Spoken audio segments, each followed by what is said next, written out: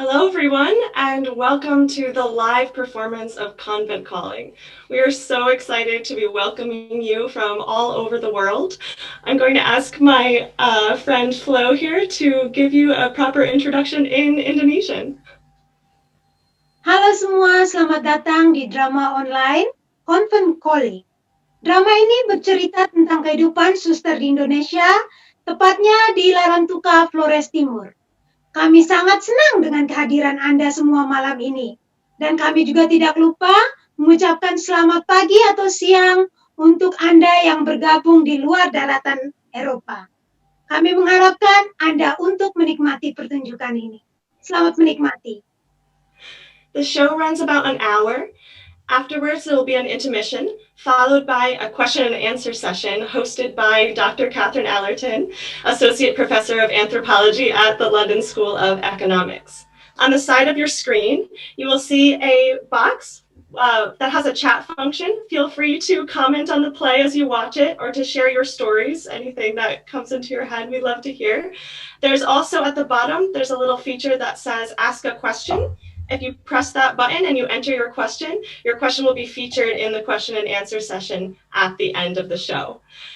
That is all I have to tell you for now, so just enjoy the show. Hello, everyone, and welcome to the virtual performance of Convent Calling, a verbatim play based on the lives of Indonesian nuns.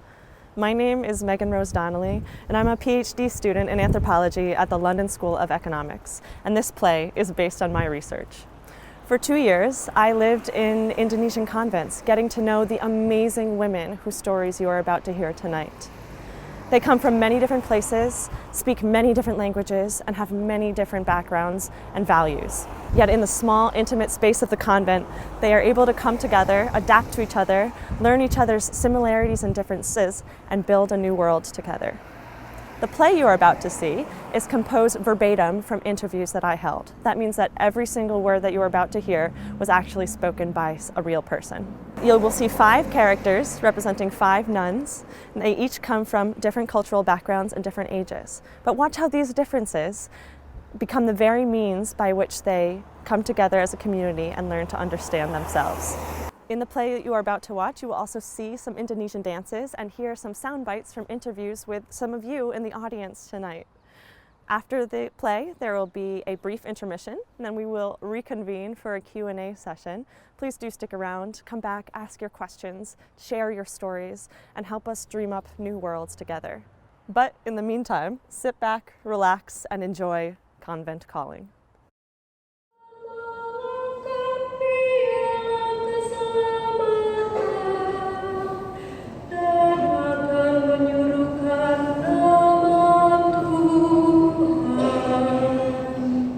Images about nuns. God, that's a question. I think you get sort of the typical dress, the headdress they wear, which is black, usually in my mind, with the white peak showing through and like long, and kind of the crucifix round the neck. The beads that they use. I mean, I don't know much about nuns. I've just seen them like occasionally kind of walk past on the street or something. So I guess it was more of those images, but I guess they weren't necessarily associated with nuns because I grew up in Kentucky and went to Catholic school. So like saw, those types of nuns. So that's kind of the image that I associate with a nun. Like picturing Catholic nuns, I feel like I would just be very scared. Like the idea of living outside of patriarchy, like whether that was intentional a choice as it was for some women, or whether it was like your family have no more use for you, or you've done something bad, so you're to be punished, you're going to be sort of ostracized to this nunnery. So I don't really know anything about Indonesian nuns. My immediate vision are these little tiny little women that are incredibly joyful, living community, and serving those around them is sort of my immediate image of what nuns in Indonesia would be like. And just very sort of away from everything, like away from the cities and the populations, and just like in a little tiny temple in a hill somewhere. Yeah, that was my first thought. Oh God. Well, I immediately try to think of what I know about Indonesian nuns. I thought about my time in Malaysia, I guess, because I spent 15 years in Malaysia. So I try to think about, okay, what do I know from kind of the history of Malaysia? Because I haven't been to Indonesia, but I have a lot of Indonesian friends. So I just try to create a lot of connections in my head somehow. Yeah, that was my initial reaction, I suppose. I think there's a lot of British and Dutch history in Malaysia, and there's a lot of Dutch architecture, especially. So what I would think I would know about Indonesian nuns is that Christianity was probably brought over by either the Dutch or the British. I guess like a lot of images just from my childhood, because I went to a convent school, and so I've seen nuns in and around school. So it was just like, imagining that. But in Indonesia, the images, I mean, they're just so different from each other, right? Like, color wise, I mean, it's just in the Catholic Church, it's just, black and white, like no color at all. And Bali, at least, is just a very colorful place. And I think even in, obviously like their religious expression, there's a lot more, color.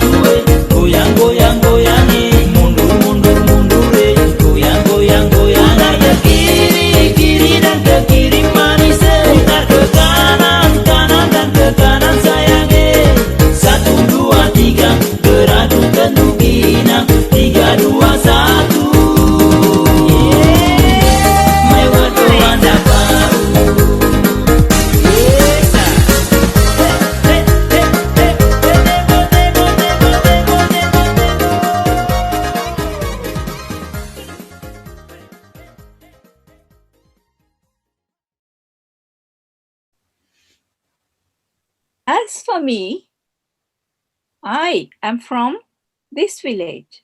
Indeed, I am a person from here. I felt attracted to convent life since 3rd class primary school. At that time, the teachers asked us, right? The primary school teachers, what do you want to be? I, together with several friends, we raised our hands. We want to be nuns. We want to be nuns. We want to be nuns. Our teacher at that time, she wanted to become a nun. We accompanied her to the dock. All the girls accompanied her. Then the boys said, Hey, you accompanied a nun? That means later you will become nuns. I said, yeah, we'll see if the Lord truly. The point is, I had those dreams since I was about that age, primary school age. Finally, those dreams were achieved, showed themselves after I graduated primary school, when my father permitted me to enter the convent. Our cohort was 70 people. There were 70 candidates. But after we graduated, some went on to secondary school and then never became nuns. The ones who became nuns in my cohort were 6 sisters. So we 6, when we were asked, How will it be with you?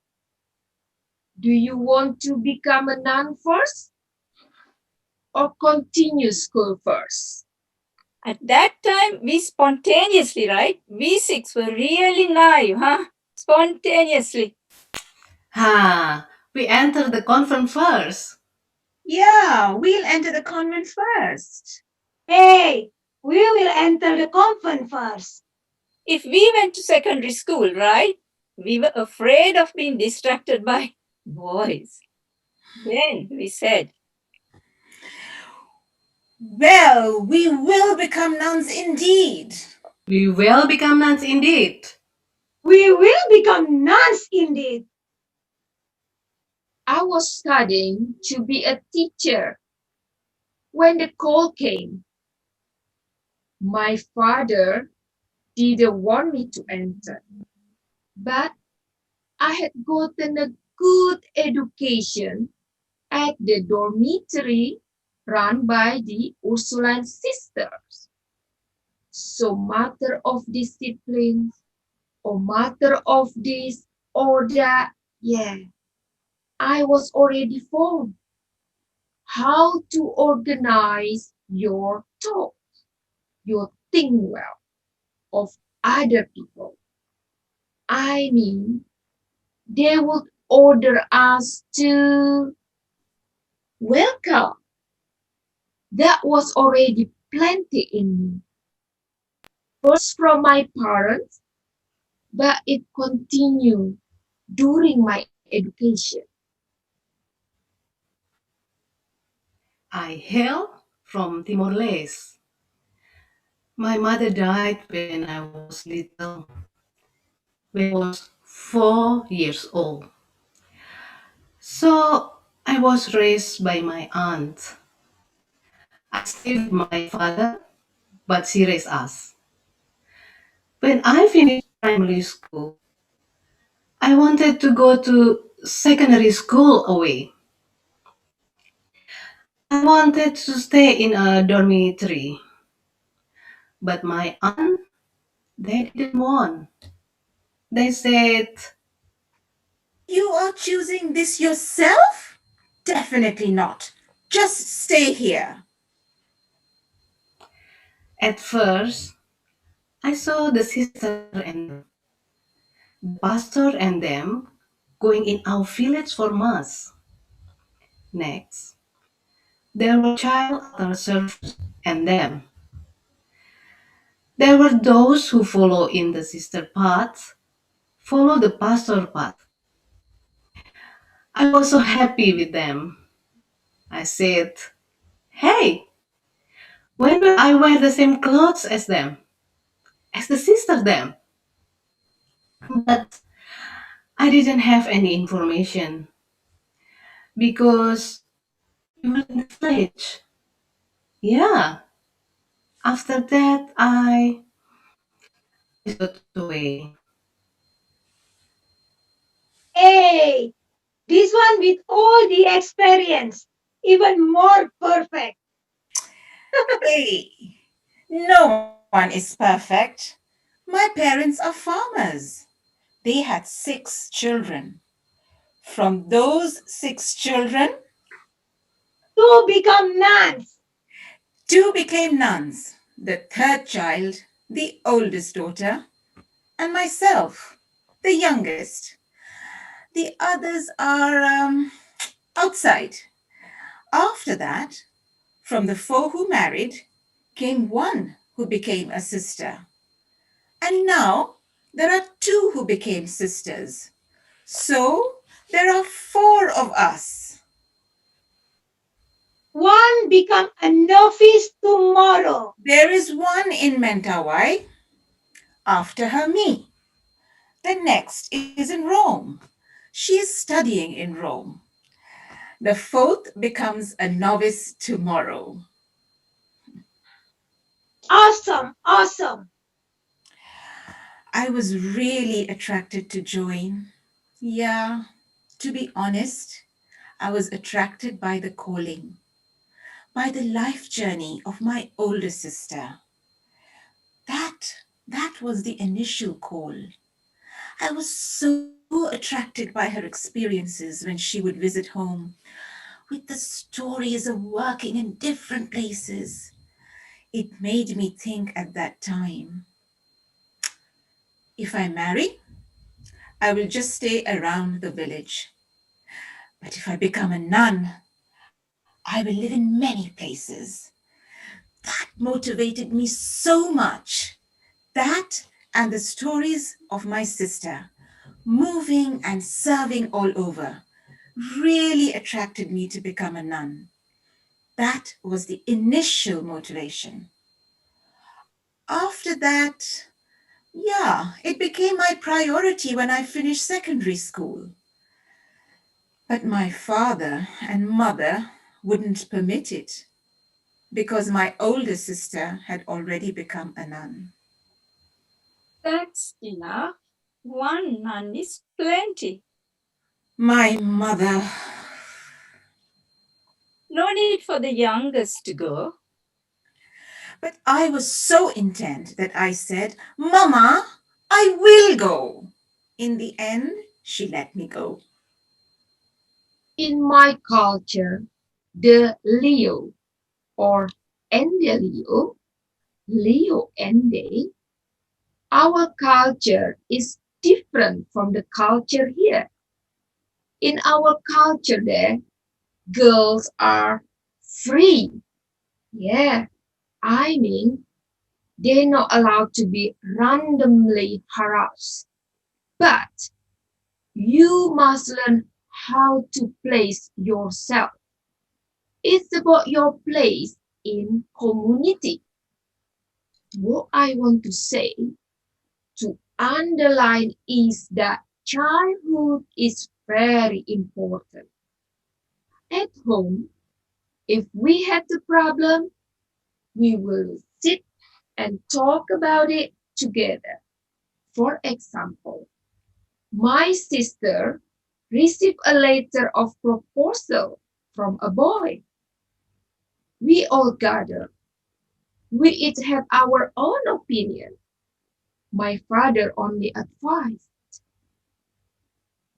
Always respect others. If you don't want to marry him, say so, say. No, let's just be friends. Be open and intentional with other people. Also, the value of hard work was planted in me. Complaining was impermissible. My father always said. Complaints have no purpose. And all that was planted in me from the time I was little. As for me, I wanted to learn Indonesian to expand my horizons. After that, I, at first, I wanted to learn Indonesian to expand my horizon. The second reason was because our order center is in Indonesia. Our mother tongue, right, is in Indonesian. We must know must know. So, must strive to know Indonesian. That is my second reason. The third, the third, we must know so we can our relationship with other people, with whosoever is possible. Yeah. As for me, as for me, it's not only Indonesian. I'm happy learning Indonesian, English, Portuguese. I just want to.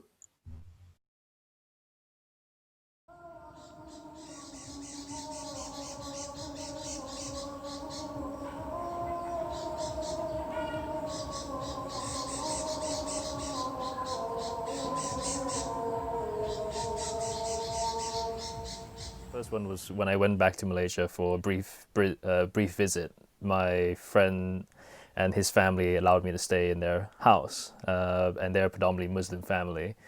And I guess the sort of the feeling that I had at the time was that I was extremely grateful for them to let me stay.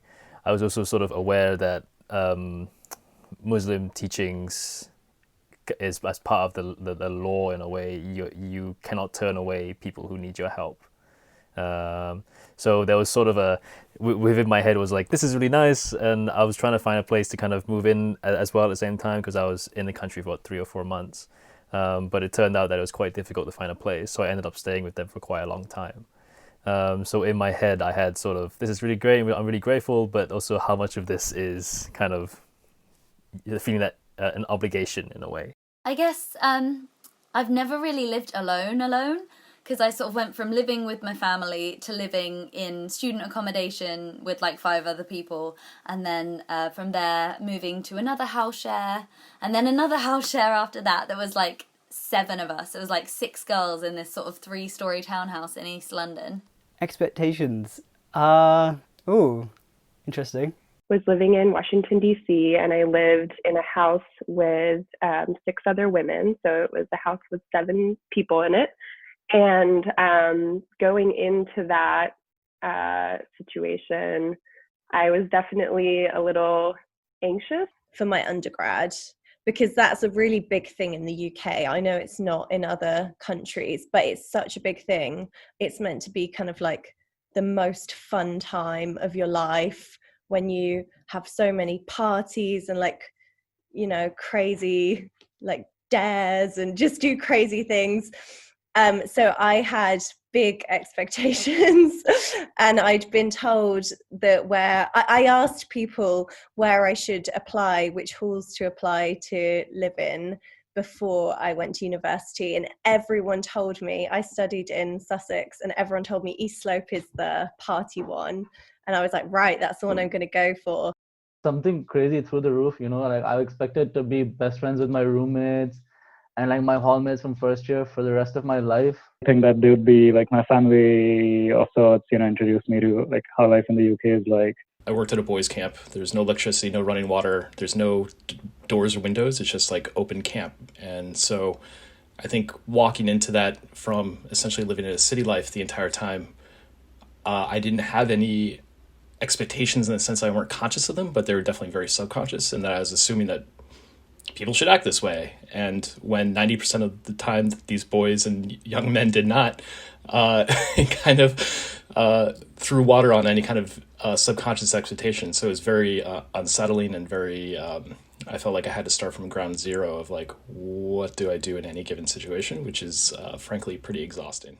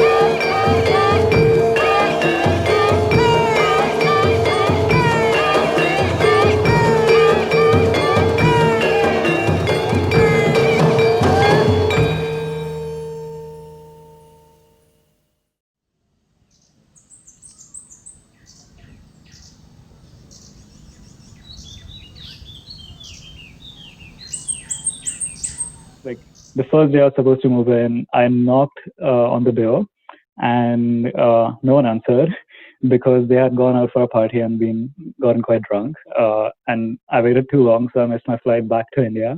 Well, after living with my best friend, I can tell you that's not a great idea. And it was completely crazy. And we never locked the front door. Like I would always see like random people who I'd never seen before just like walking in and out of my flat, and it was too much. Actually, it was too crazy. I lived with crazy people and I couldn't keep up with them. Then would sort of like blast music at odd hours of the day. Yeah, you have expectations on how it's going to go, because you get on so well outside of living together, and you in it, it's actually much more chaotic. Like he had a thing about people using his stuff in the kitchen, but he never told anyone that they couldn't use it, so that caused a lot of friction a lot of the time. It was quite funny, but also it was kind of annoying at the same time. I guess just how messy it is living with other people, just who ends up just sort of cleaning up after everybody else's messes, whether that's physical messes or emotional messes. I think that was probably quite a big culture shock for everyone when they're sort of 18, if they do go to university, if they take that route. I guess when you're employed for a job that they tell you there's no hot water, there's no water running at all, and no electricity, you're like, okay, yeah, and you nod, and it's not really grok in your heart. It's not really like, oh, I really understand that. And so I think my first memory is waking up in the first morning. I'd done camping. I know what it's like to camp outside, but never with like 50 people running around. And so you have to bathe, right? So first morning, everyone who's been that camp before knew exactly what to do, and they stripped down to nothing and ran into the lake and just took a big morning dip in like 60-degree water, 40-degree water.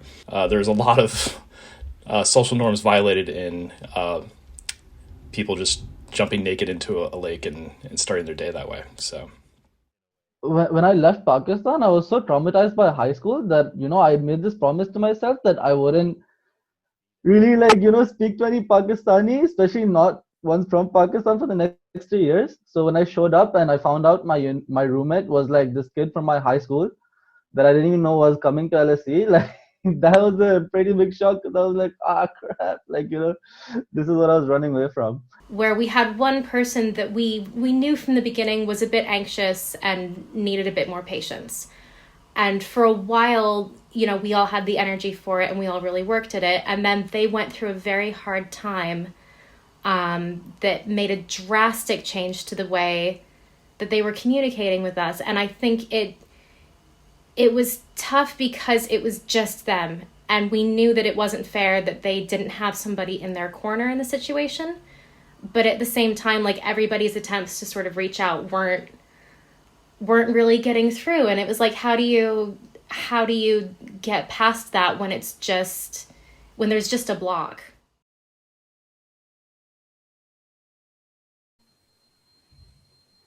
Where is Agatella? She couldn't take the work anymore, so she asked to leave. The journey isn't as smooth as we imagine. Yeah, like it or not, we are given an assignment, so any little obstacle, we straight away return home. We want to be independent. The one thing that was an obstacle for me was that in our group, there were 48 people. That's a lot. Yes, we all came from different regions, characters, with backgrounds, with education, culture, families, all different, everything different, everything but the level of our education. The difficulty for me was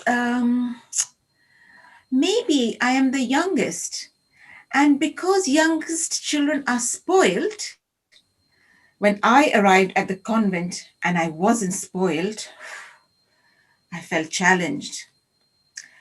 but I talk with my sister about my feelings, and ultimately, she told me off. True, yeah, it's difficult. I guess I don't, well, there is a good things and a bad things.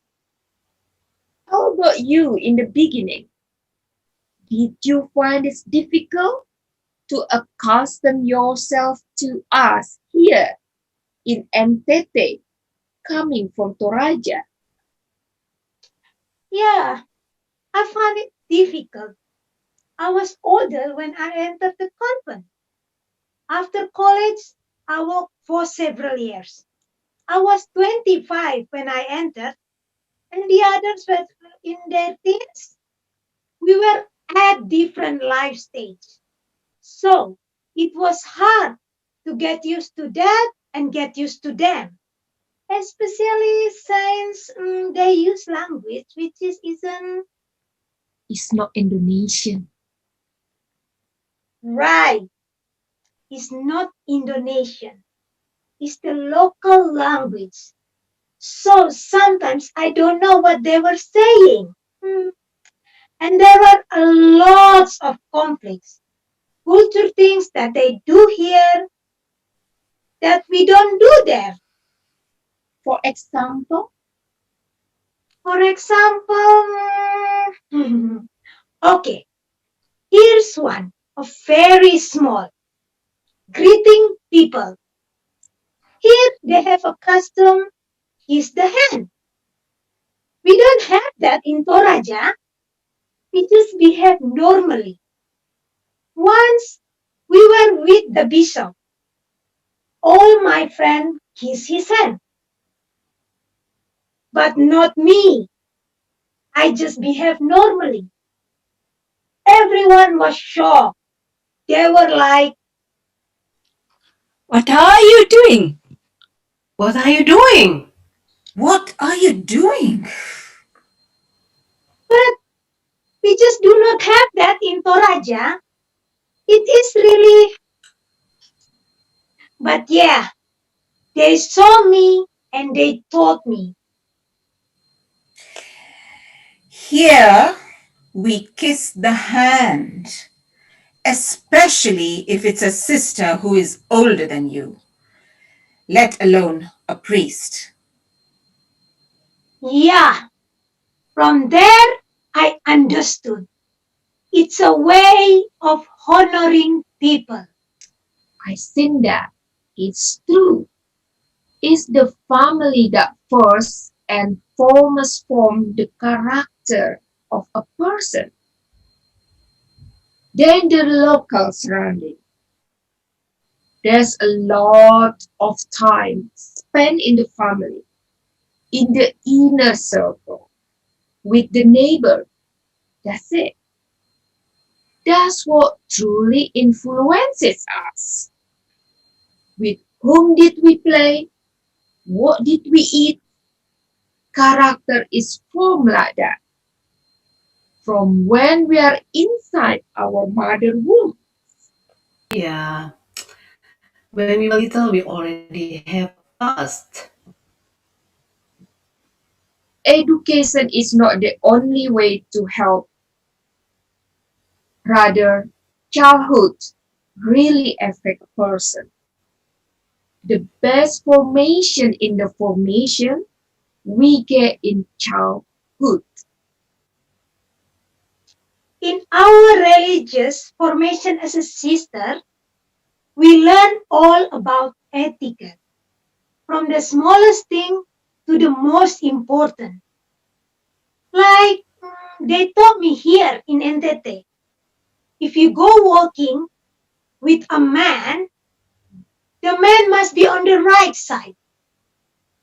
Same if there is an older person, the older person must be on the right side. The idea is the man protects the older person protects the younger. It's a sign of that. But yeah, information, you learn all kinds of etiquette. And then, when you go to another place, you must learn the etiquette they have there, which expand your knowledge. We want to become nuns. We must be ready to go wherever we are sent. The first thing we do when we arrive is we go visiting. Just walk around. In my journey from place to place, there has been joy and sorrow. One good experience is that I met many people. I have friends from wherever I was sent, and I can speak many languages. I have friends in Jakarta, I have friends in Istanbul. Yeah, but the difficulty came for me in Papua because of the language, the character, and I think also the mindset of the people in Papua. I am talking about the deep, deep interiors. I was sent to teach, but the first mission there is healing leprosy. I struggled with the language. How do I explain that they should take this medicine 3 times a day? Eventually, we tried to start a school. But the school, it was a jungle school. It wasn't tied to one place or time. It was unrestricted.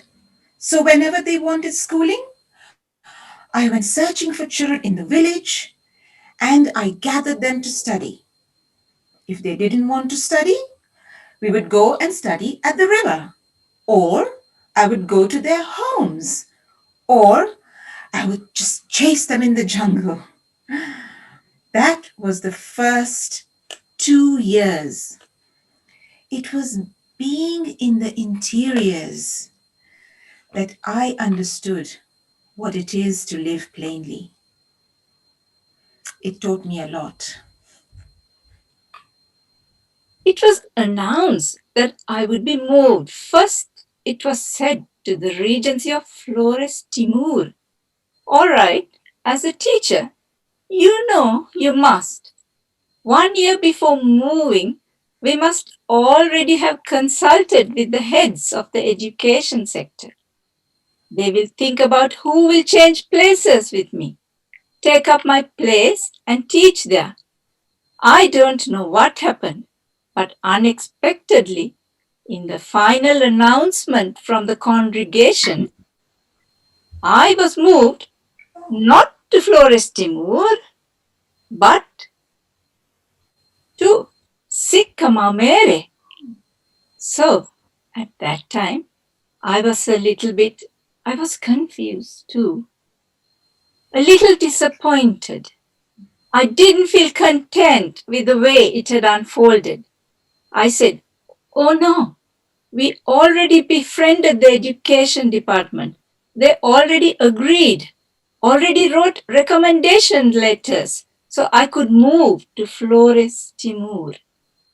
They already published a letter accepting me." I still remember. These places that are so isolated, that are off the radar. To tell you the truth, there are lots of congregations that are asking, but they always say, Is there a signal or not? What is the salary? these are sisters, and they are asking, what is the salary? We shouldn't ask, out there, is there water or not? Rather ask, out there, are there people or not? Because we were sent to serve people. Today people ask, is there a signal or not? Is there a signal or not, eh? The bishop said to me, whenever I go to the interior, I'm certain to find the systems. Yeah. And I said, perhaps we were trained to have the courage to go to difficult places? The values that we get, our values come from education, from our families, since the time when we were in the womb.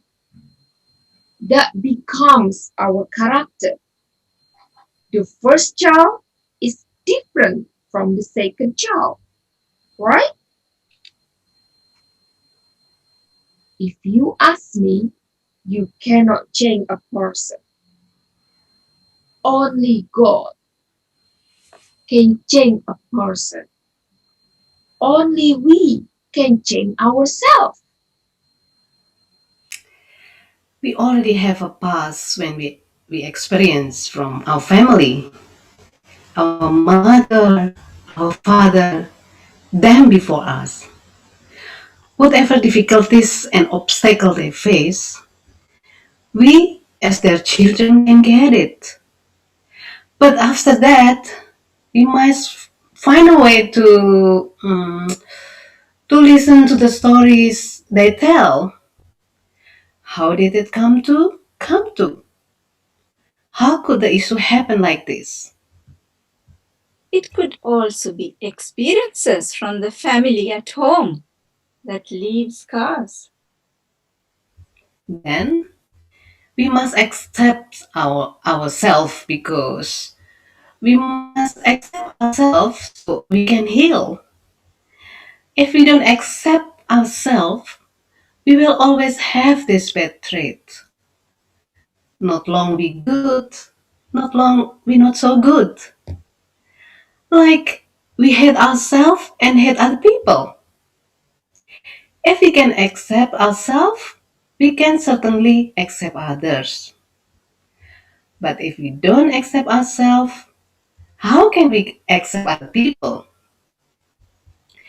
That is why information we learn about our past or whatever, so that ultimately we can each other, however it may be.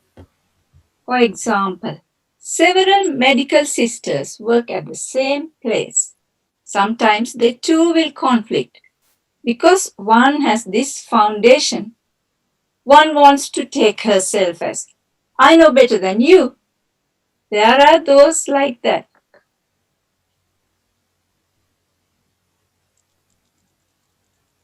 Sometimes they lost their temper, or sometimes become violent. Because why actually? Why, yeah? Why? But for example, when we live together, we will see it's not always about me, the individual. To live alone, to be alone island, impossible. We are private creatures, but we are also social creatures. We need other people. And the second challenge is getting up from bed. I'll be honest, at home, I usually rose at 6:15, almost half 7. Got up, washed, and went straight to school. It was a different story in the convent, where we must rise at 4. I had to try half to death to get up then. After that, I told the teachers, and I was guided through the way to raise early. And the way was, I was forced to wake up and ring the morning bell. Every morning, I had to ring the bell. Automatically, I couldn't sleep. I only slept like this. Is it 4 o'clock yet? Is it 4 o'clock yet? Ah, so I slept, woke suddenly. Slept, woke suddenly again. Slept, and woke again. On the third day, it was 5:30 when I woke up. The rest had prayed already. Yeah, it was hard. Yeah, but I overcame that. And afterwards, I was allowed to become a novice. And I strove to live together with my friends, to adapt myself to my friends.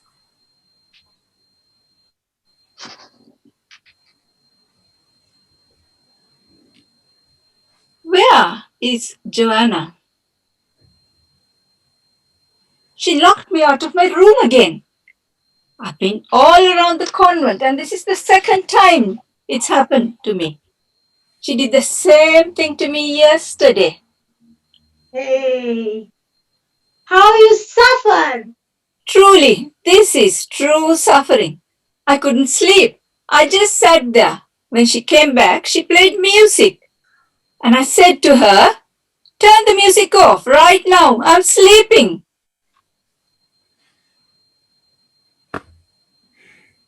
Sister Joanna! Sister Joanna, are you there? Oh, Sister Jo! Sometime I think better I just work in the Malays. So much money is spent on my visa. Yeah, the younger ones. It's not that they're, what do I want to say? But it seems like, what is it, huh? Their personalities, their endurance is very lacking. When it came to the cohorts of sisters, like ours that came before, those were strong. Come what may, we could endure it. But the new ones, because they were born in an age like this, yeah, sometimes they're not strong.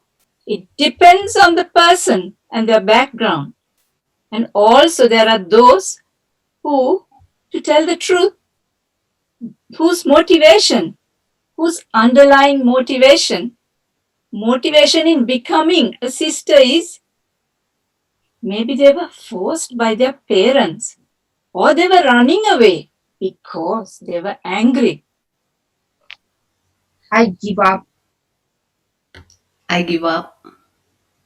I give up. Yeah, I thought that at first. But then mother said this, which I thought was good. My child, it is not up to you. It's up to the congregation. If they want to spend the money, that is their decision, my love. That's from that point, I felt relief. But people talk behind our backs, and we don't know. They talk like in conference, in small conference, they have never had to pay amount like this. To give out 350,000 every month, and only for our visas. So they talk and complain and hate us behind our back. But we don't know about it. One morning, I asked my fellow sister, "Sister, would you do tomorrow reflection with me?" Whether I want to or not, I'll do it with a heavy heart. "Come, sister. I won't be able to walk away if you, my sister, visit is like that, like there's no good feeling between us." "Thank you, sister. Yes, I know you are a good hatter."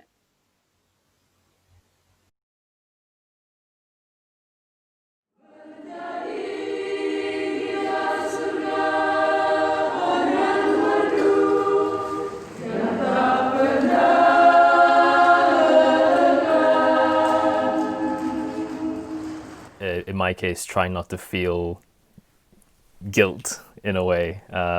So guilt for being in somebody else's life, or even though they've said that they're very happy for you to be there, it's still quite difficult, at least in my case it was, to not feel sort of guilty about that situation. Probably what surprised me about it was that people were genuinely interested, or were genuine with their offer of saying, hey, yeah, come and stay with us, and that was it. There was no expectations, nothing else added to that.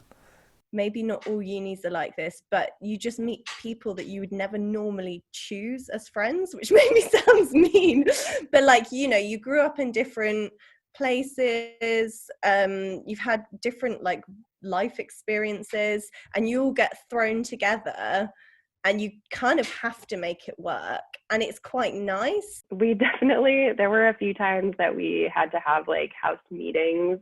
I tend to, I guess isolate myself and kind of like bury myself in work. And that was always something, I didn't ever realize that wasn't necessarily how other people, you know, handled academic obligations. So that was something that I learned about myself that was maybe different from how other people typically handle it. It was just more of they always wanted reassurance that everything was okay with me. So I was happy to provide that. So basically, I think we've had really some really experiences that we've shared a lot, like, you know, like being really awkward, I'd say, in school, not being very popular. So I think initially we started bonding over that a lot, because I mean, I started being like, you know, like, yeah, high school was really terrible, it was really traumatizing. It was like, oh shit, like it was the same for me, and I would have never expected that, you know, coming from him. I think what I learned, particularly for that situation, and that I've carried forward and that I've found applies to other situations, is not trying to assign intentions to other people. So, like, I can't assume that, you know, the housemate who was starting to get really, like, you know, crabby in their communication was doing it because he hated me. Like, that's just not fair. I know that he's having a bad communication day, and that's just what's happening. All you can really do is say, like, hey, you've done this thing, and this is how I now feel about it. You can't say you did this because, and blah, blah, blah, blah, blah, and make all these assumptions about what was going on in their head, what was going on in their life. It doesn't work. What we did was move out stop living together. That's one thing, but I think a lot of the time it was down to communication and just trying to organizing those ways of communication with each other. It goes both ways, because I certainly bring my own emotional baggage to the table. So I think that is that really remembering that we can be there for each other has helped me tremendously. Even if you're not going to be explicitly friends with these folks that you don't seem to connect with, when you're exposed to that sort of inner life, you can't help but want to like build that and help out in those small ways. So I think, yeah, in any conflict or work problem or living problem or anything, if you just stick to the objective things that you see and then ask, like, why did you do this? Or did you know that it was coming across like this? Anything like that. And it helps ground people. It helps bring them back into the room. If it turns out it was a misunderstanding, it gives them a chance to say so that then you can clear it up. But just don't assume. Just keep it clean.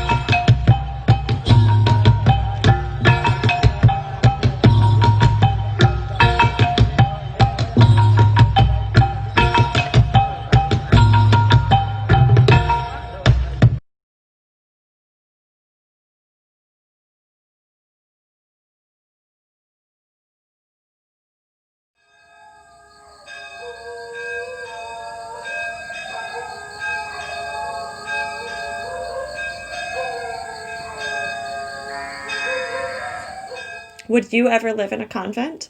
Yeah. So yes. Oh my god, absolutely.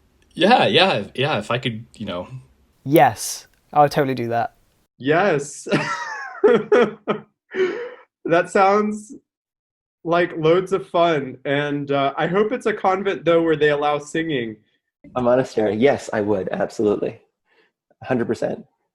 In fact, I'm actually considering that. So that's also a lifelong commitment, isn't it? That's not like something you just sign up for a day and try it out. I think probably out of curiosity, I would just to see the daily life and what it's all about, but probably not permanently. I think it'd probably be a stint of like maybe a month, maybe 2, just to see what it's like. For a short amount of time. Yeah, which is kind of a cop-out, really. I'd want to, I don't know, like permanently forever. Like, I don't know how committed I am to it. But if there was like a month-long trial, say, where it was like, this is how our lifestyle works. This is what we expect. This is like the routine that you're going to follow. And this is what we're going to try. And yeah, if that was all like made clear up front, then I'd be like, yeah, let's give it a shot. Because it seems very peaceful. I mean, my fantasy of what a monastery would look like is like something in the mountains in Tibet, and like you do like some sort of spiritual and physical training, in which case, yes, I would absolutely sign up for that, but for like a limited time only. The important thing is that I just want to learn. The important thing is that I can understand. If we want to be nuns, we must be ready to go wherever we are sent. Of course, every tribe in Indonesia has its own culture, its own character. Indonesia is so rich in culture. When we go to a new place, we learn its ways. It's good if we are sent to work in many different places, because then we gain knowledge of many cultures. When sisters come to talk to me about their problems, I advise them. At first, I'm quiet.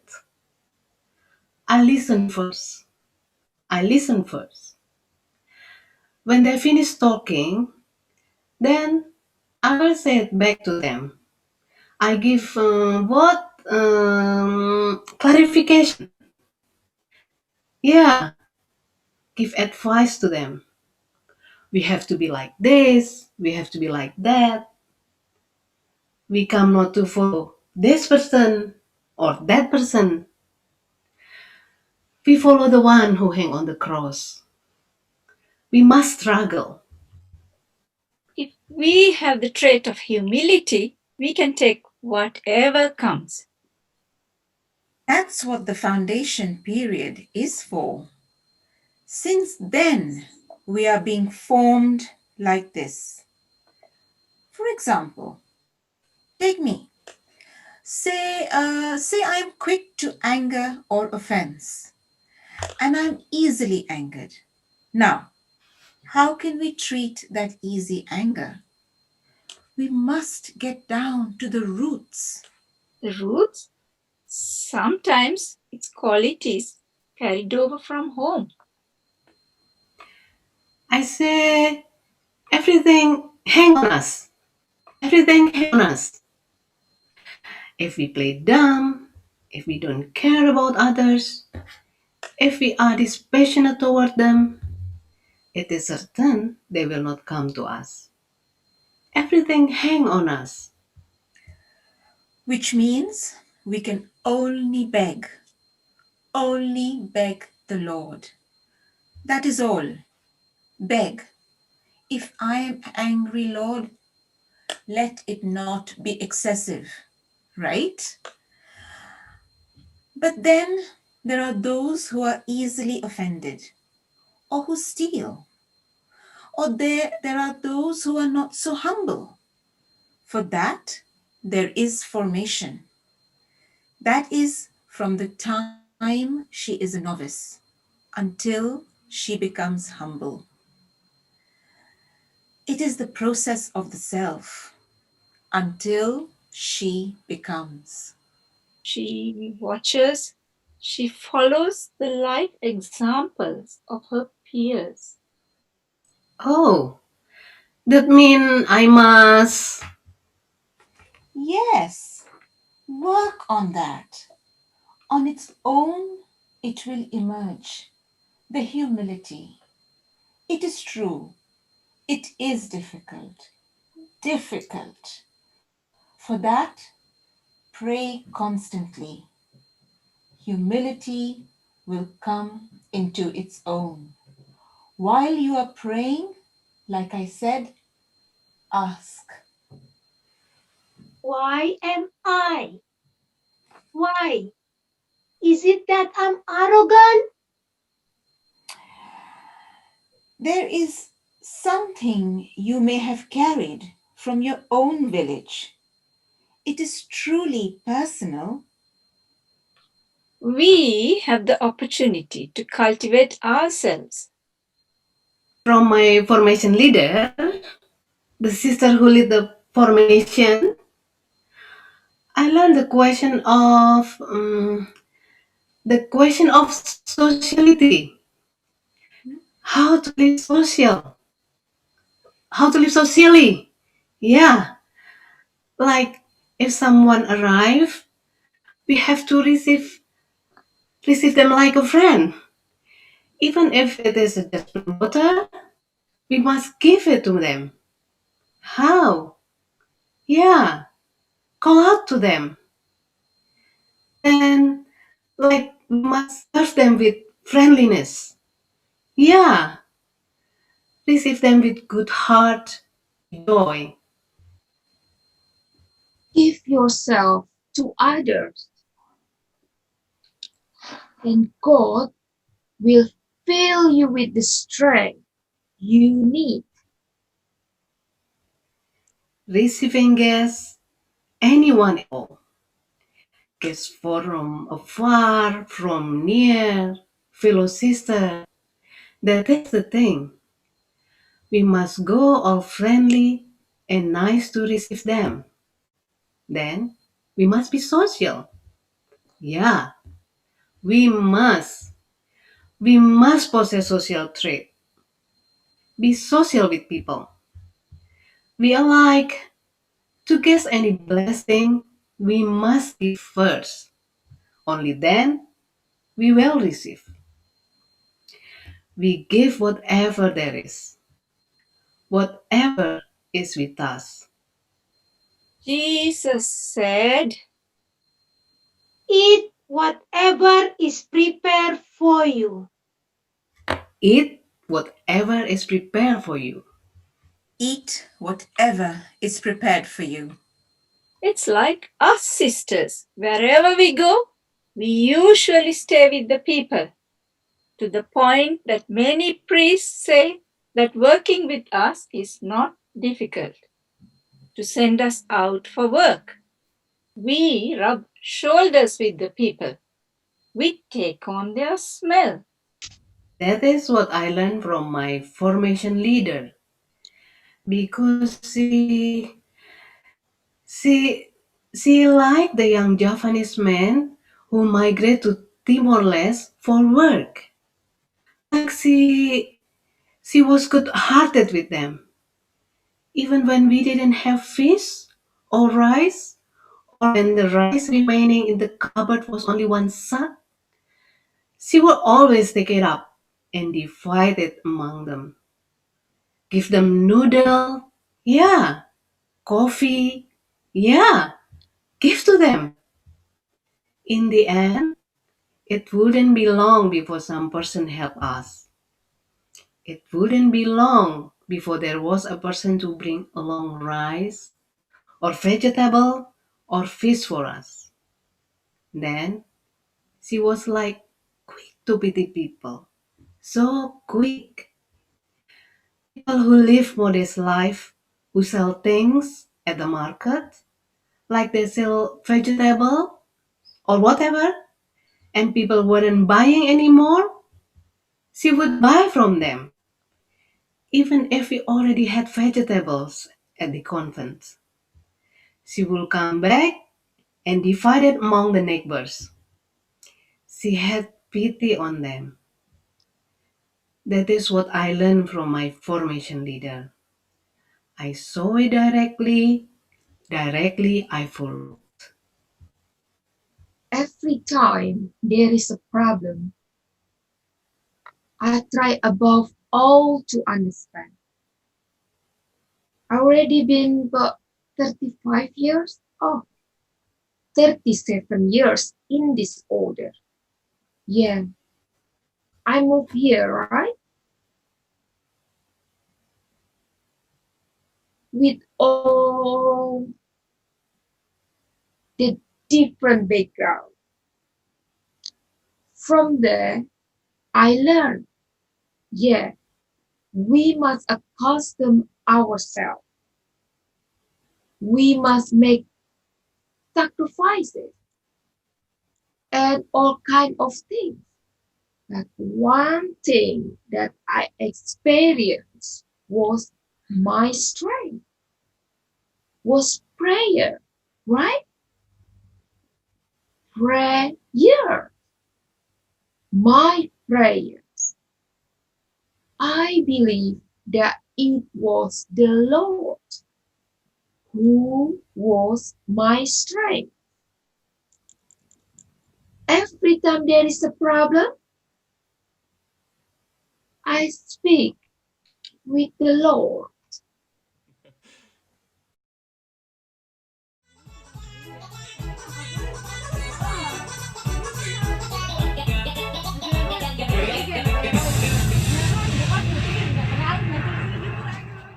Okay, one last silly question.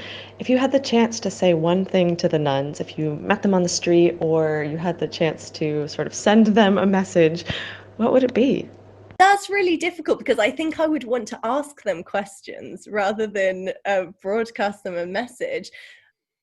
Is it okay to not have anything to say? I would just stop dead in my tracks and be silent and not know what to do. What would I ever say to? What reason would I have to even talk to like a group of Indonesian nuns like walking down the street? I just, like cross the street, go to the other side and be like, wow, this is interesting. You don't see this every day. Oh gosh. Do I have the wisdom to tell nuns anything? I mean, like, I would just want to come in with humility and say, like, teach me, right? Like, they have so much to bring to the table, and for me to come in and, like, say, hey, listen to me. I'm from the States and I have something to say. It's a bit presumptuous. I would say, like, I would love to learn from you. I see you as young women who live life fully, who laugh and love and joke and play and sing and come together and do all the things that I do. And so I see you, and we're not so different. Do you want to play football? You go, nuns. I admire your life choices, is what I would say to nuns. Just to say that things are okay. I don't know why that's a response, but I feel like everybody needs to know every so often that things are okay, even if you're in that sort of environment. There's always something going on. That's almost an impossible question. There are so many things that I want to ask. I mean, there are things that I want to say to like encourage, of course, but I feel like every religious has a story, and I would love to sit down and ask about that story. Like, how did you even get to where you are, or what do you find? Where do you find that joy in the everyday? How do we get through the turmoil in this life? How do we stay joyful and positive? How do we hold each other up better? Yeah, I'd be interested to know. Yeah, this life is only this. Facing the situation. Is there someone with you? Even better.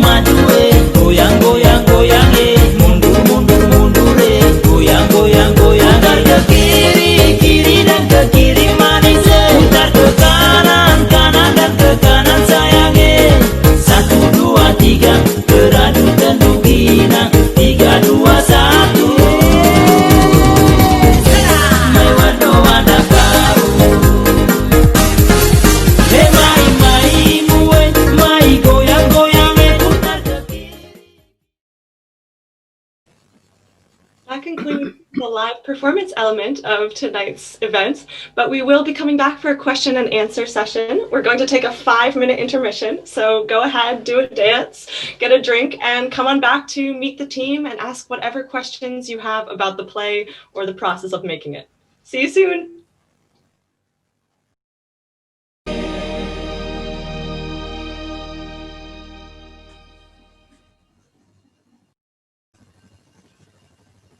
All right, we're settling back in for the Q&A. Thanks for joining us. Before we start, I thought I'd just introduce you all to the rest of the team. You've seen our actors, Shihan, Nasim, Asicia, Alexandra, and Flo. But we also have a couple of other people to welcome today. We have our scenographer, Celia Olson. We also have our theater maker who worked on script and audio, Sophie Helbig. We have our filmmaker, James Ratty, and we have our host for tonight, Catherine Allerton. So I'll turn it over to you, Catherine, if that's all right.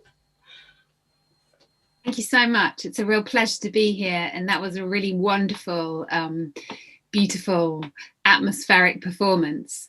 I've got a few questions already from audience members, but I'm just going to take the prerogative of the host to ask a question. So I've got so used over the last months to watching things on Zoom. And so I wanted to ask Celia about these beautiful backdrops and how you designed them, what the process was, because it was so wonderful to be watching people on Zoom and not have this kind of background. Yeah, so I'm an architect, and that has been like a major question in all of our studios. So like, what does space look like online? And then in terms of the specific kind of Zoom backdrops that I designed, Megan Rose had in her script all of these different sarongs that were kind of local to each of the nuns' areas. And so each of the Zoom backdrops is based upon one of those sarongs. And then I designed it as one overall shape so that each of the different sort of 3D things kind of blends into each other, which represents the way that the nuns are kind of coming together in this space that they share. Thank you. Well, it works really well. They look really beautiful. And since you mentioned the sarongs, we've had a few questions from audience members about the dancing, the wonderful dancing.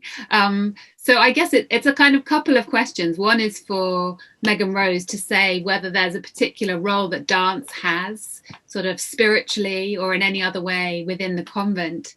And then also a question for the dancers about how you found these kind of dances. Were they already similar to dances you knew or not? Was it like a new thing you had to learn? Yeah, I Thank you for those questions. In the convent, dance often serves the role of bringing people together. They often dance the kinds of dances that you saw us dancing. They dance at festivals and feasts and religious occasions, which they go to as nuns. They're always attending First Communion feasts or weddings or things like that. So they often have the opportunity to dance together, and it's a moment where they can come together and enjoy each other's company. Dancers, do you want to talk about your experience of dancing? That's a tari wongan. That is very first time I danced that dancer. And oh goodness, we learned only few weeks and only couple hours we get together in person, and we learn straight away to combine with three of us. It's got different movement. We've been learning from YouTube. That's what we've been learning. But that was fun, and we feel so honored. We can dance. That's dancing from Flores, original from Flores. Flo, do you have anything to add? Yeah, that Wong dance as we choose because it's really have story about the dance because it's about the woman life in society. So in that spot, you can see in one we put as a nun praying, some doing the so women have a different choice. So as a same as a nun, they have different way to live. So we put that as a part of the dancing also. Movement. Yeah, movement. Well, it worked really well. It was very beautiful. And actually, during the performance, there was some chat going on. And there was a comment, and I guess this is addressed to James, who filmed the dances, that someone made a comment that they really liked the way that you zoomed in on the kind of details. Could you tell us a bit about, how you approached filming the dances? Yes, so I didn't really know much about the dances at all until I turned up last Sunday. So it was really just a case of watching them at first and kind of responding to the kind of the texture and the tone of the music and of the dances themselves. And I found with the one where I did the close-ups, it's such a kind of striking dance, and there's such kind of specific movements to hit that I really wanted to try and capture what it was like just to kind of witness them. And I felt like doing a kind of zoom in on some of the close-ups and focusing on some of the details was a way of capturing that. Whereas with the other dances, they were much more kind of organic and there was a lot of flow to them. So I felt the need to kind of follow along with them, kind of improvise almost with the dances themselves. Yes. I like the choice of a car park. Was that just a place that happened to be available? Well, we were in lockdown, or still are in lockdown, so we kind of had to make a virtue of filming in a church car park, by the way, so it's kind of appropriate. But I thought actually watching the play just now, the kind of the combination of the Western and the Indonesian, actually filming in a kind of suburban car park in relation to those dances kind of worked. So yeah, we made a virtue out of the constraints.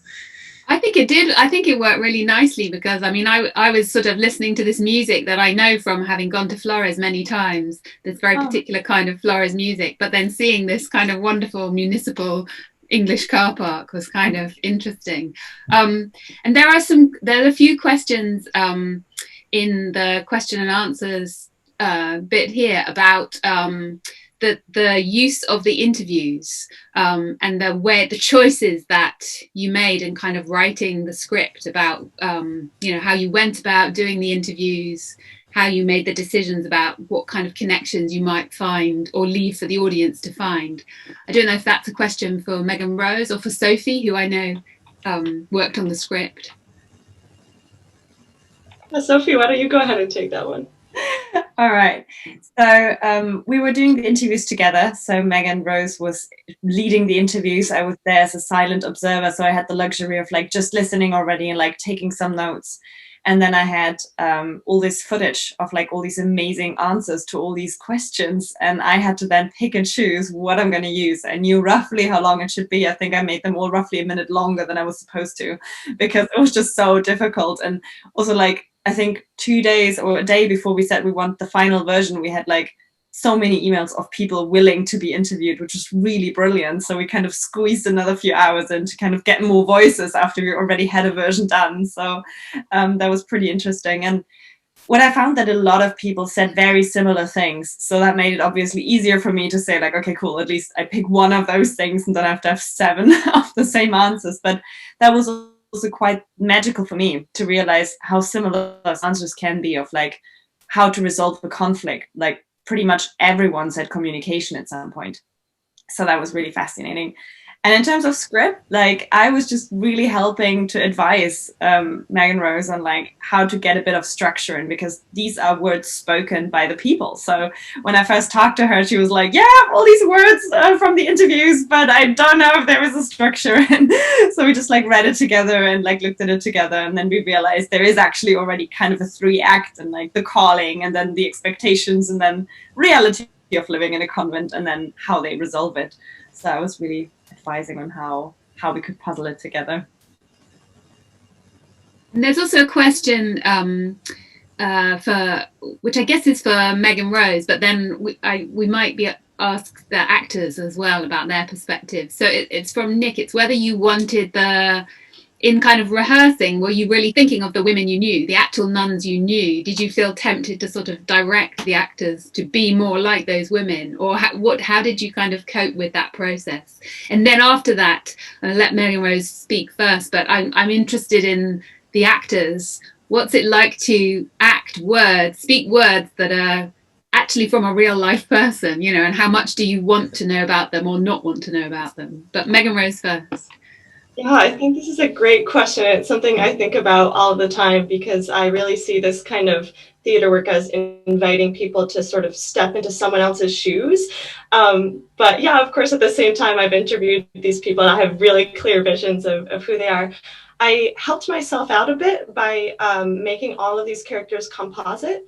So they are kind of based on, each one has a sort of core sister around whom I built it, but then I added bits and pieces from the interviews with different nuns that had sort of similar perspectives or similar backgrounds. So that made it a little bit easier to kind of let go of some of the personal quirks.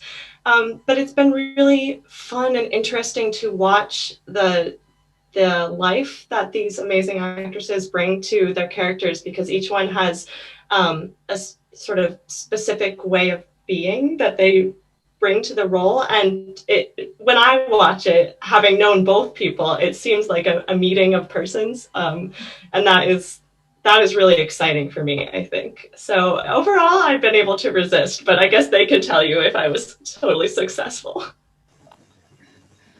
Over to the actors. How did you find this process of sort of acting the words of people or composite people?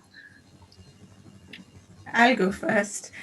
I didn't think of it like that. I just thought of it as a script.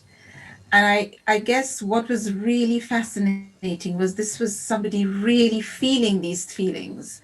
That was what actually got me, that the women that Megan Rose was talking about, or were in these words, were real people with a real view that was like this. And it's a really amazing, I mean, I learned a lot. And I think Megan was very, very good in gently letting us grow into the role, so we didn't feel pressured. And we just it just evolved into something fun.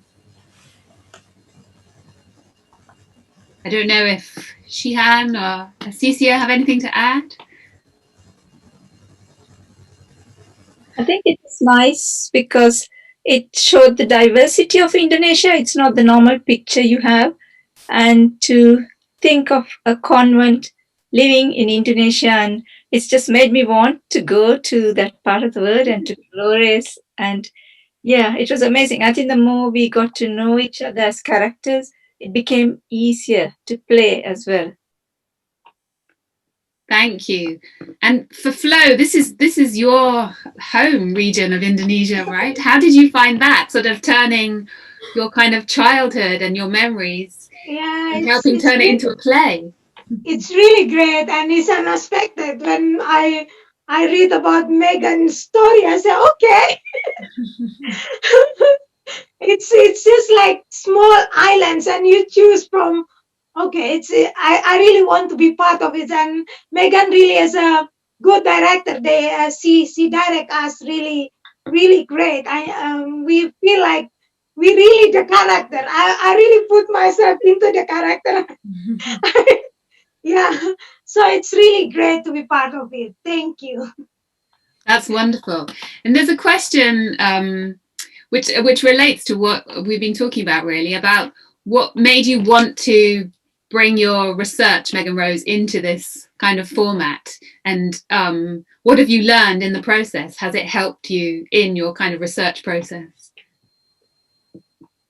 Yeah, I think when I come to this kind of thing, I always think about how when you're dancing or when you're in rehearsal, you're learning something about the movement of the dance and the place it comes from, or the words you're speaking and the people they come from, through your body, as opposed to sort of reading something off a page. And so when I do this kind of work, I really am trying to engage the whole body as it experiences the world and other people in learning something.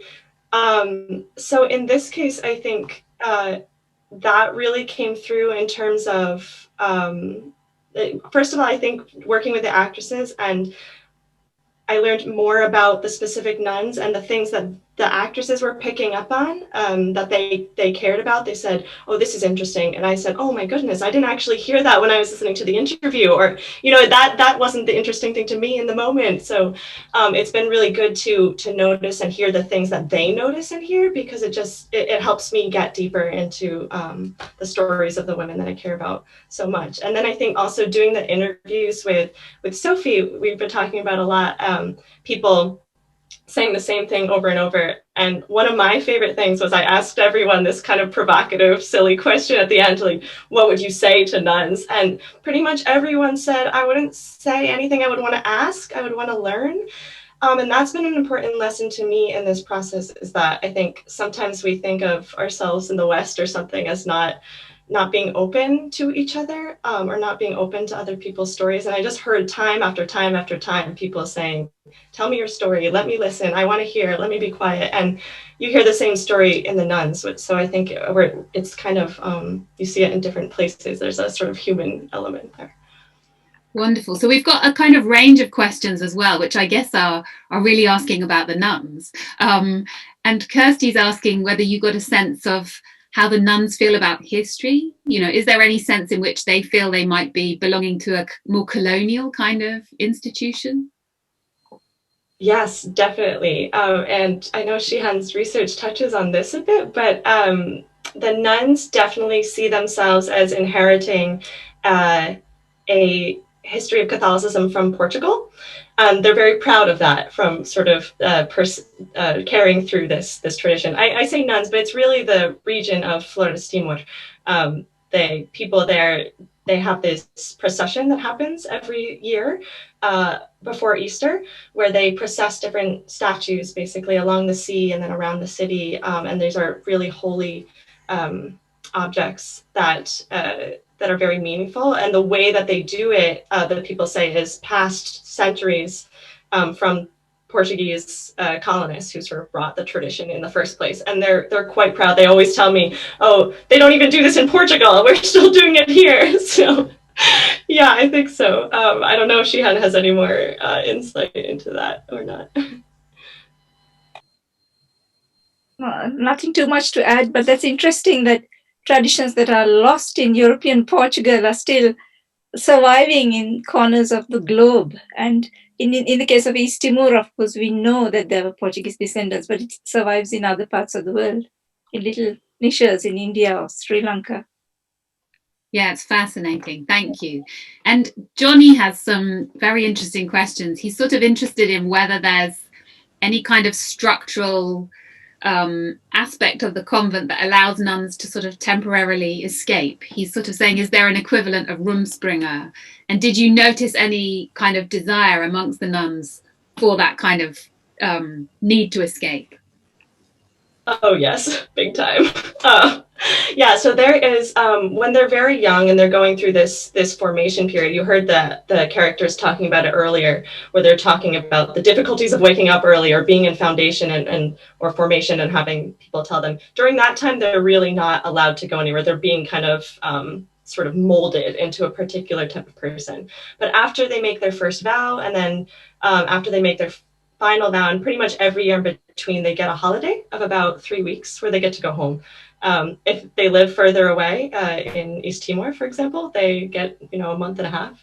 But I moved to the convent at about the same time that this young nun from East Timor also moved into the convent, and it was her first time being in Indonesia. I spoke the language better than her, and she was doing her best, but she missed her home so much, and she looked forward so much to she had to go home every 6 months to renew her visa, and she really looked forward to that.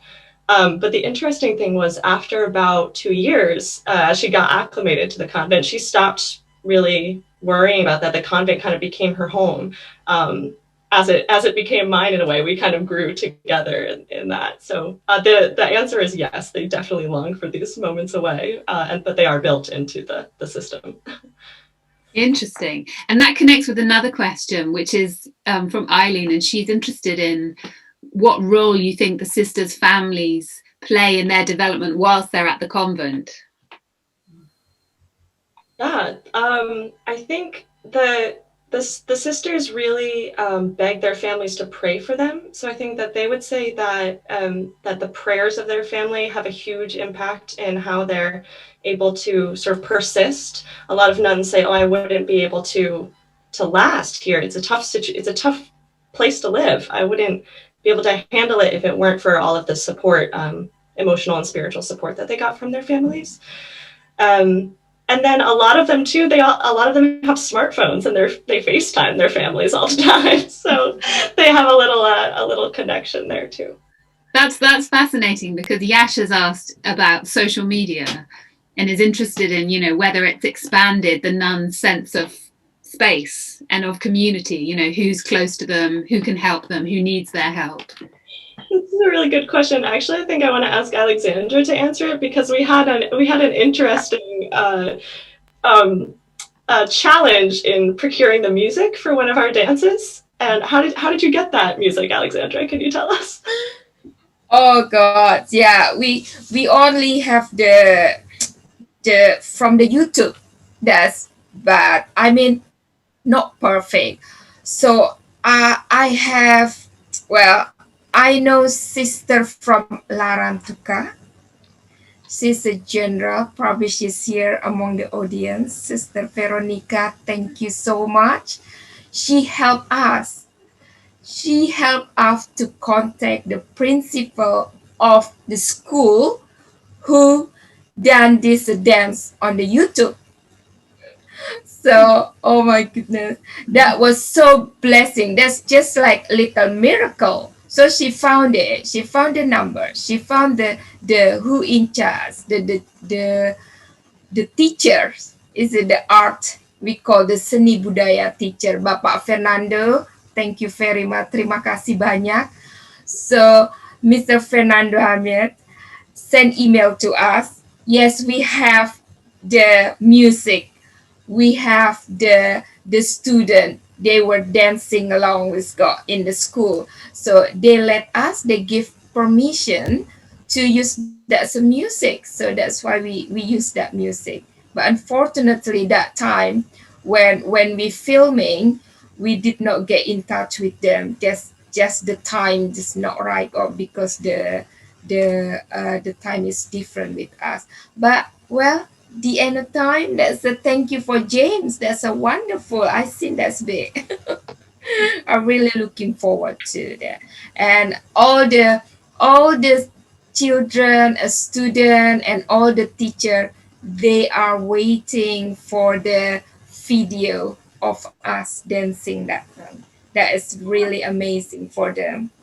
Thank you, Megan, as well, to bring them to go international. That sounds very exciting. I think they're going to like that very much, getting that video. Yeah. Yes. Amazing. And Megan Rose, Edvard asks that, he's interested in how the nuns have to travel for their work. Did you have to unexpectedly travel? Were you sent by the nuns on particular kinds of missions or tasks? Yes, all the time, every day. Usually the tasks were just go get a loaf of bread, or can you please take this boy who's been bitten by a snake to the hospital, kind of things. But sometimes there would be sort of big feasts in their home village that they would want to return to, and sometimes it was like a feast of Thanksgiving for their own being a nun. Sometimes it was a feast of sort of clan reconciliation if there had been conflict between two large families, that there would be this kind of celebration that they would have to go back to as one of the family. But I think a really meaningful moment for me was I was kind of semi-adopted into this big family back in Manggarai, which is in West Florida. That's where you've done your research, Catherine, so you're very familiar. But I had been on the road doing some visa things, and I got news that my host mother had passed away. And I was headed back to the convent feeling kind of sad. And then I thought, oh no, this isn't the Florinese thing to do. The Florinese thing to do is to go back to the funeral. So I turned around and went back. And I think that was a turning point for me in my understanding of sort of the values and obligations and what it meant to be a religious woman living so far away from home. And it was also meaningful for the nuns too, I think, because they recognized that I had, before they even asked, had known sort of what to do. I mean, I think probably most of the time I didn't know what to do and was always offending them, but hopefully, but yeah, I did travel quite a bit. Interesting. Yeah. And I'm getting through the questions here. There's so many really interesting questions that people have asked. But Yash is interested in that kind of balance that the nuns might apply in their kind of in managing living with others. So a lot of the play was about the difficulty of living with other people, and I thought the interviews worked really well from that point of view. The student in the hall with the door open all the time and everyone coming in and out. But he's interested in in coming to grips with how you live peacefully with other people. Do the nuns give kind of greater emphasis to their sort of religious learnings, or are they drawing on their backgrounds and the kind of lessons of their childhood or of their own families? Yeah, I mean, I think it's kind of both, because for the nuns, it's the calling is something that comes to them, so it's almost kind of not of their own volition in one sense. In another sense, it really is. And so I think they see their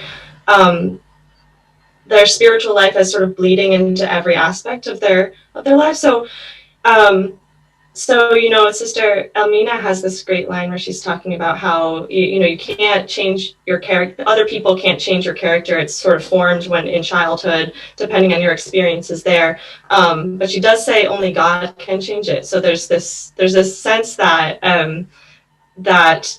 our characters, our personalities, are deeply rooted in our sort of mundane, earthly experience, for lack of a better term. But there's also the sense that anything could be changed at any moment by sort of divine power, I guess.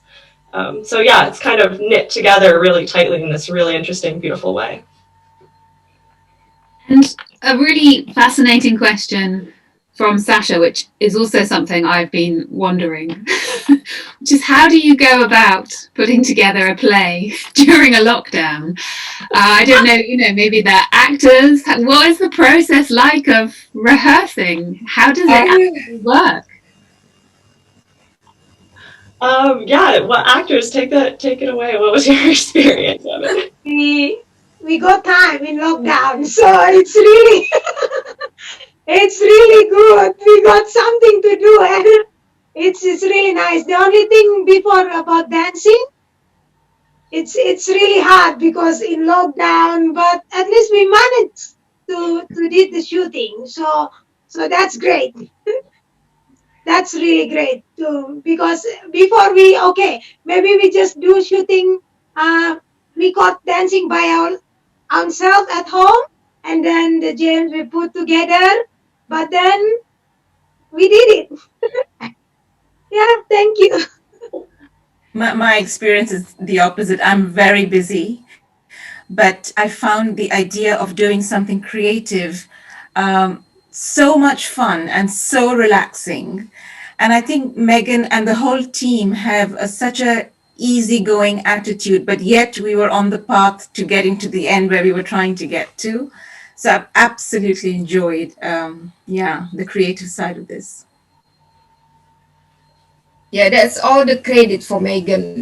Megan is so patiently, but like the first, second rehearsal, we just read and read without put your character on your mind, or when you say just word. But the third rehearsal, and then again and again, I said, "Oh God!" So I'm a sister Elmina. So all the girls here, "Oh yeah, I'm sister." That's just come out like that.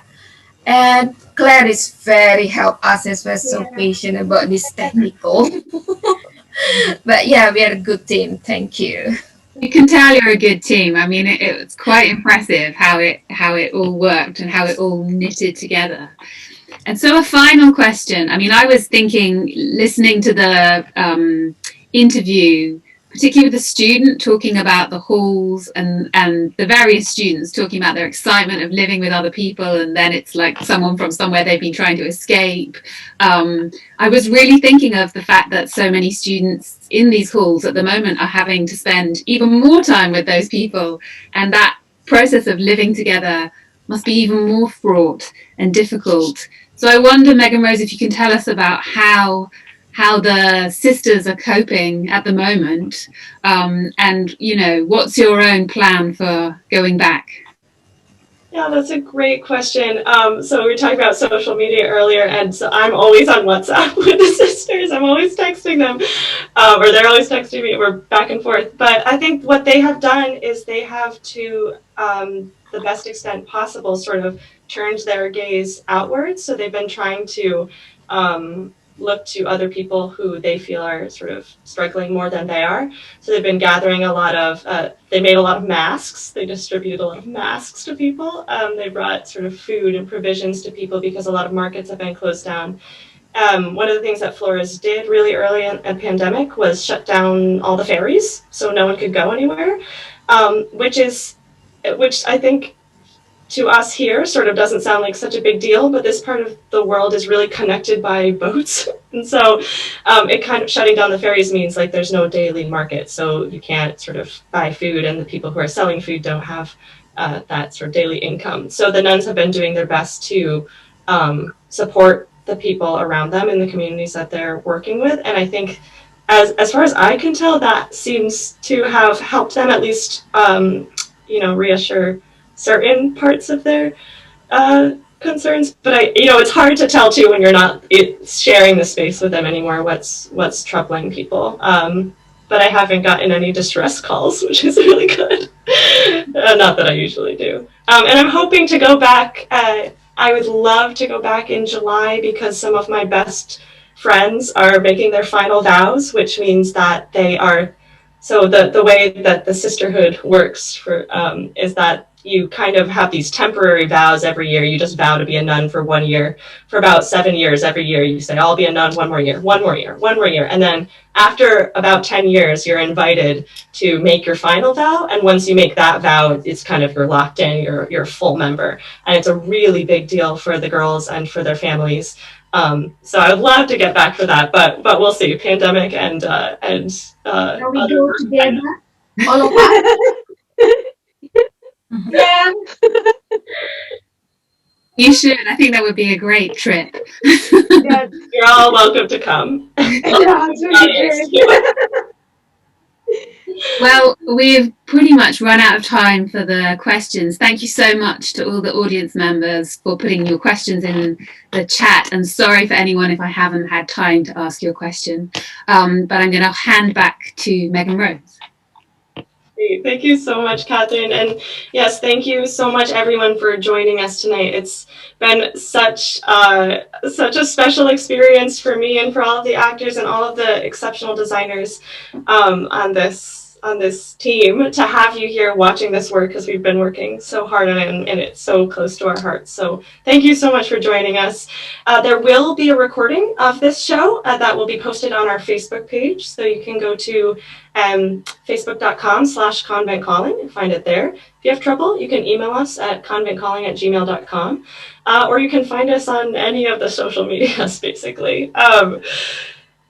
We hope that you enjoyed your time today as much as we enjoyed having you here. And until next time, thank you so much for coming. Sampai jumpa and terima kasih.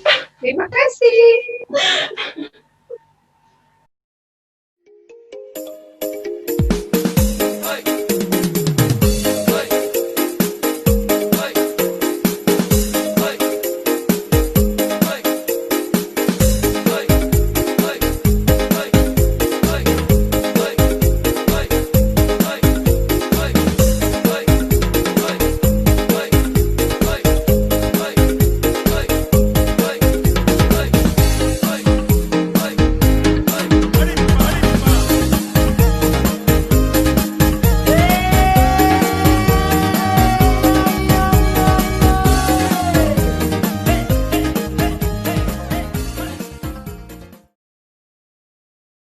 Convent Calling is part of the National Being Human Festival of the Humanities, which is taking place across the UK between the 12th and the 22nd of November.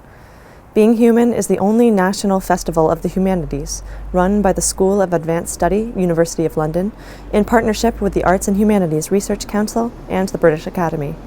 Events are mostly online this year, and you can see the full program online at beinghumanfestival.org.